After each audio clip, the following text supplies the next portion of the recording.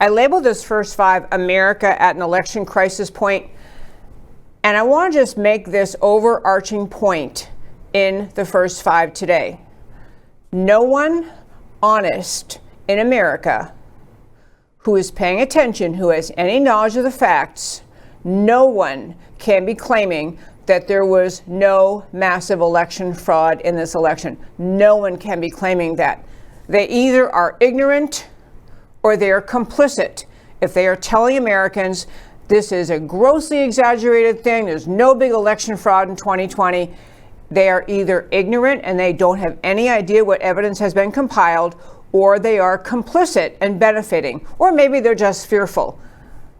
But I want to just in a very quick fashion run through I can't even begin to summarize the massive evidence of election fraud in this country, but just to touch on kind of categories of fraud before I get to the point that we are in a place in American history that is unique in all of our history.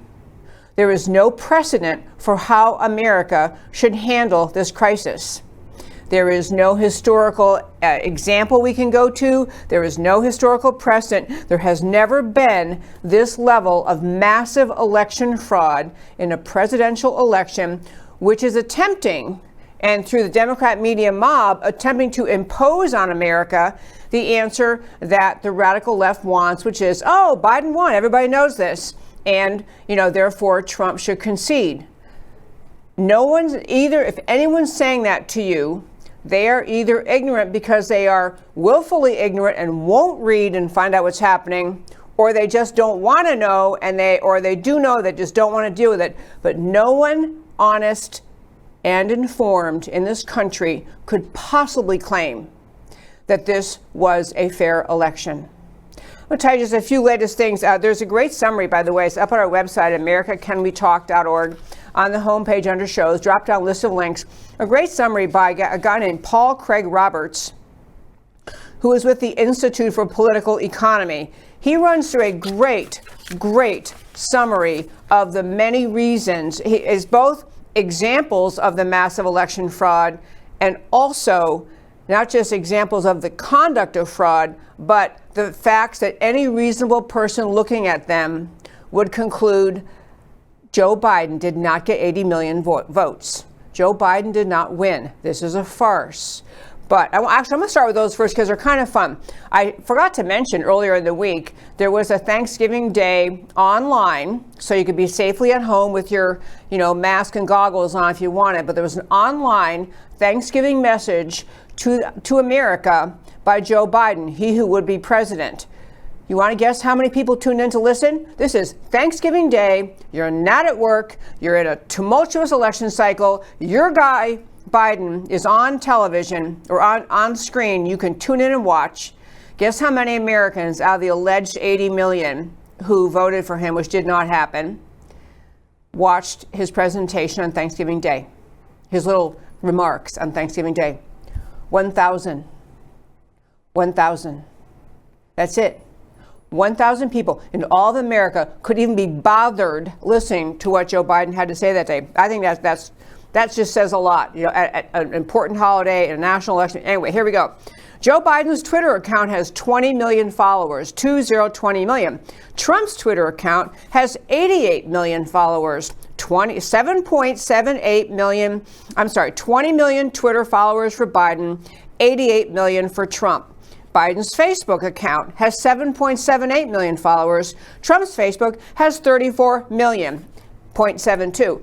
And yet the media and the left is trying to tell you that Trump, who got the overwhelming number of votes, more votes than he got when he won the election in 2016, 11 million more Americans came on board with Trump since 2016 and voted for him, so he got at least 73 million. But Biden got more than that. No one follows him on Facebook. No one wants to hear him talk. No one goes to his rallies. No one goes to anything he does. And yet he got 80 million votes. These are all these just, things that simply could not be true. They also have comparisons in this about how, Biden won. He just allegedly won, despite supposedly he underperformed Hillary Clinton in 2016 in every urban U.S. county. This is an important one.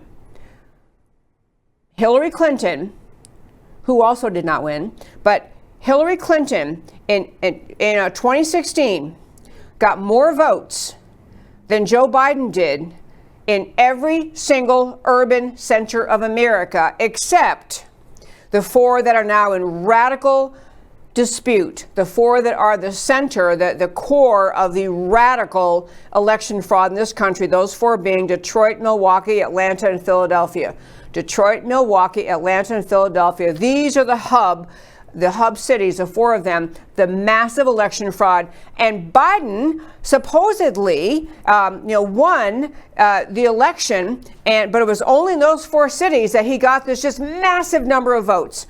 No place else. I mean, every place else, all the urban areas that Hillary always carried, the Democrats always carry, Hillary carried, Biden couldn't even tie that record. So that is, there's just all sorts of data that I think should help Americans who want to understand that there's not a question in the minds of any reasonable American whether we had election fraud in the 2020 presidential election. We had overwhelming election fraud. So when I say that I titled this first 5, we're at the crisis point. The question is what to do about it. How do we go forward? We have what we are doing now, which we have Trump lawyers holding hearings in various states where the Electoral College votes are in contest, presenting witnesses, not just minor little witnesses with a gripe about 2 or 3 votes. We're talking about witnesses, and yesterday in Michigan, the witness who actually worked for Dominion voting system said, I testified, and this is a woman who has she has no dog in this race. She has no dog in this hunt. She has no reason to lie. She is on national television. She's obviously not a media person. She's an average Joe woman who sat there and got grilled and basically told them in Michigan, I have never seen so much fraud in my life. She talked about watching the same stack of votes being fed in the machines over and over and over and over. I mean, people, no one can listen to this and say, I'm sure everything was fine. I'm sure Biden really won. It is the most astonishing thing because she's just one example. I'm going to hit you with many, many examples. One was this gentleman who's a truck driver. He's now a whistleblower. He acknowledged, he testified, he drove in his truck thousands of ballots from New York to Pennsylvania. I mean, literally.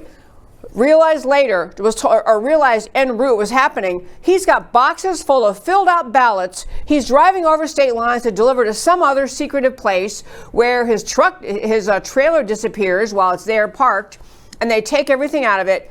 He is transporting across state lines ballots, election ballots, already filled out. He said the names, the addresses, handwritten were on them.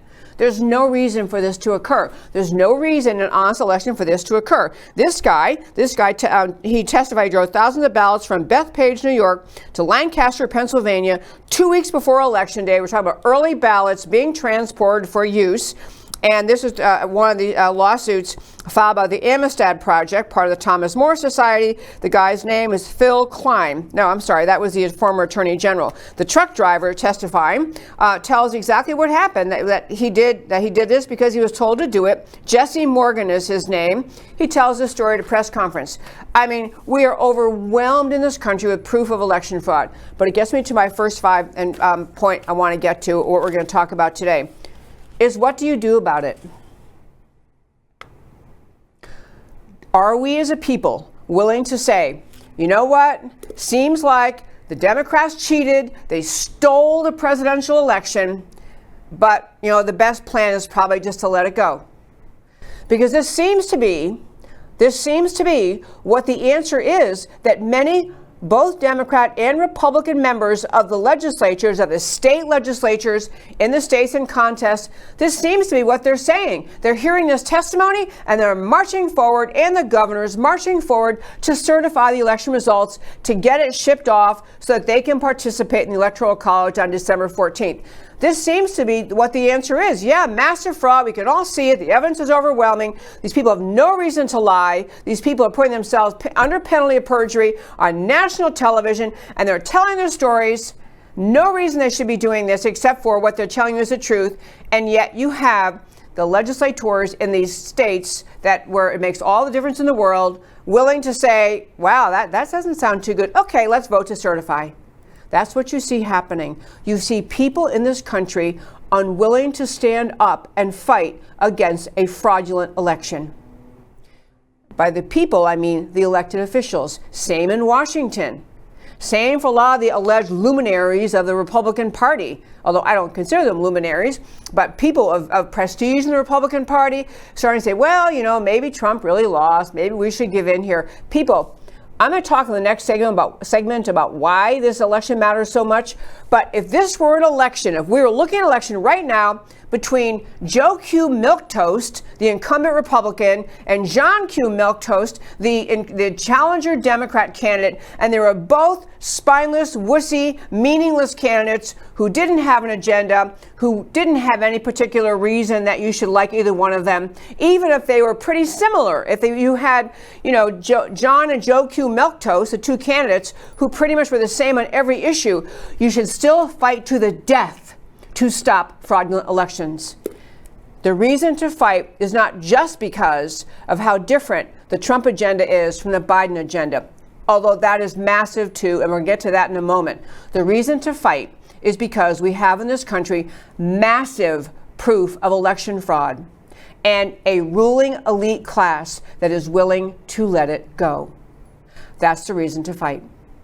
One more thing in the first five. Yesterday we talked about how Attorney General Barr had made an extremely ill-advised statement in an AP interview reported in the Charlotte Observer, where he basically said, hey, you know, we haven't investigated, we haven't found anything, you know, in our investigation that would seem to suggest that you know, a fraud at a level that would change the election outcome. Now, we haven't found anything. I think it was, we haven't found anything.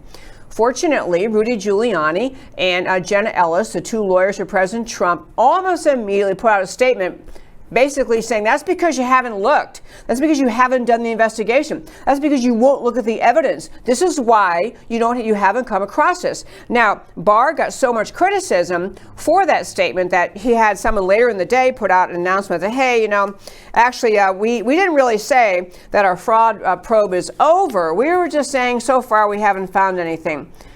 Given the seriousness of the situation, the massive evidence of fraud, the absolute unwillingness of most legislators in most states to even stand up and fight, it was beyond irresponsible for Barr to say anything of the kind he did. At least he had the integrity, or someone in his office had the integrity to say, hey, actually, you know, that didn't mean to say we're done. We're still going to keep on investigating. So they're saying they're not done yet. Good thing Barr's going to keep looking.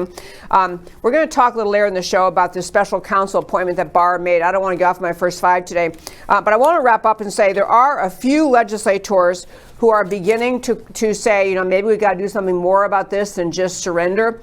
So you have the Arizona lawmakers calling for a resolution to hold back electoral college votes. Now, you know, the governor has already said, Governor Ducey there has already said, I surrender. You know, he's one of the extreme rhino Republicans in this country, you know, happy to fight against anything serious and conservative.